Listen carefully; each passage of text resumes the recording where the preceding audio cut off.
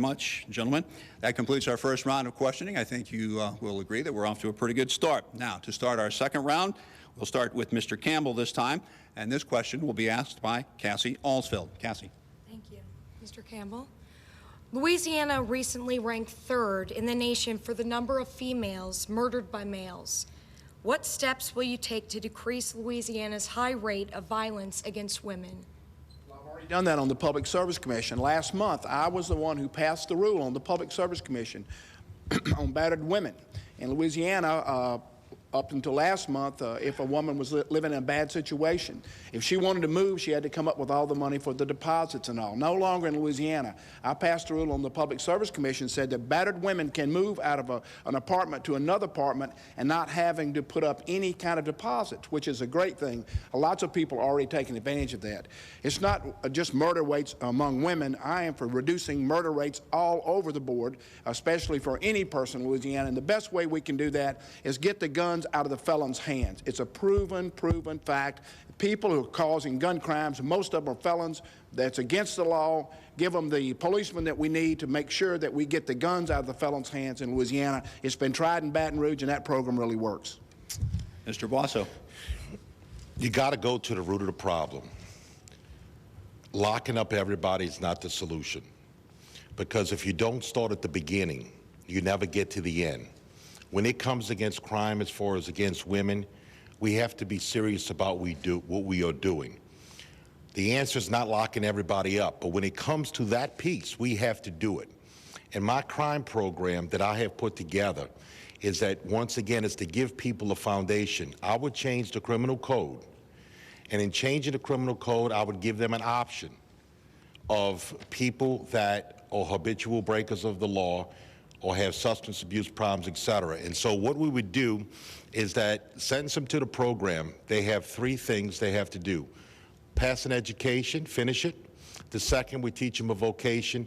The third thing, give them the psychological, the behavior, or the substance abuse help they need. If it takes them 6 months or 26 months, they stay there till they finish the program. Thank you, Mr. Bosso. And finally, Mr. Georges. Yes, I think we need a 2-tiered system in incarceration in our state. We're sending first-time offenders to prison, and they're mingling with violent repeat offenders, and they're coming out more violent and more criminal than they went into the system. We just separate people in a 2-tier system in the prison system. But also, I believe in early intervention. And early intervention could also mean in the classroom. I support a values curriculum program within the K-12 program. And what I mean by that is not religion. What I mean is to teach people the values that we all learned growing up. Some of us are learning in our families, learned in our family lives, but others are not getting that support.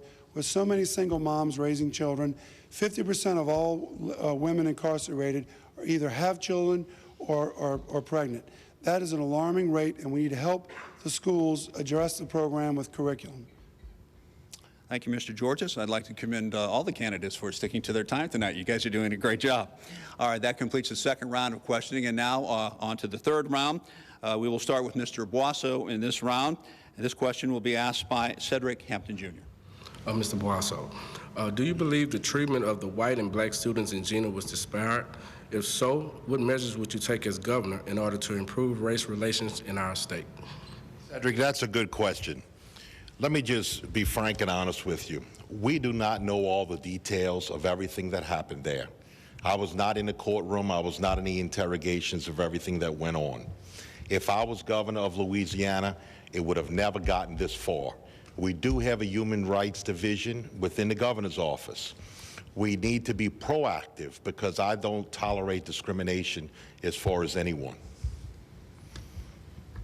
All right, Mr. Georges. Well, as you know, I'm the only candidate for governor that went to Jena, Louisiana. I went there for myself to see firsthand what was going on so that I could be a frontline governor. Because I don't believe you can be governor of Louisiana and hide. You have to go to these places, whether it's hurricanes, debates, forums. You can't hide from the people of Louisiana, and you can't hide from the problems of Louisiana. There is a problem in Louisiana. We're a divided state. We're divided not just on racial lines, we're divided almost in every way. We have to improve the economy in Louisiana. As a businessman, I know how to do that. But I have a plan.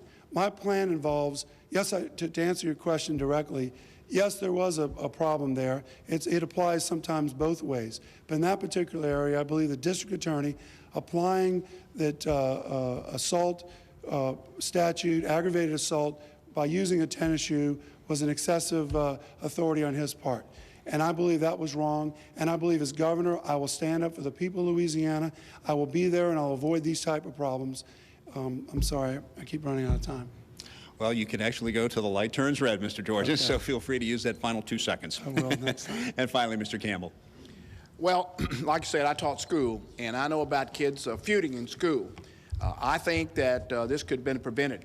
I think if the officials at the school would have taken care of it early, it could have been prevented. Not blaming it all on anybody, though. That's behind us, and hope this never happens again. Let me tell you something.